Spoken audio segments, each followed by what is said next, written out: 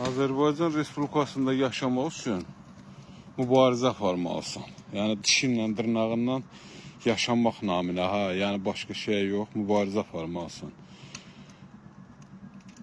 Yeraltı, yerüstü sərvət olan ölkənin bu təbii sərvət deyilən şeydə, yəni bu təbii sərvət elə bil ki, bu hakimiyyətin, hökumətin, o bəzi o xalqın qanına işləyənlərin elə bir dədələrindən qalma bir sərvətdir. Qaz xəttim var, qaz var, amma maddiyyat imkan vermir, tarif şurası imkan vermir ki, qazı yandırıb aylıq pulunu ödəyəsən.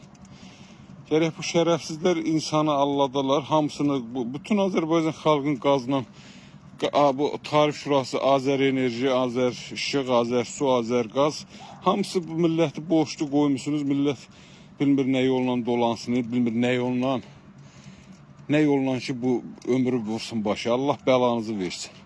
Hakimiyyətin də başında duran möhtərəmdəki susur hələ. Ya bu tarif şurası haqqında bir mübarizə aparın, bir görün bunlar kimdir, bu xalqı niyə belə işgəncə verirlər, bu xalqı niyə belə əziyyət verirlər. Bax, düzdür, çöldə yanmışıq, içəridə sinəcək.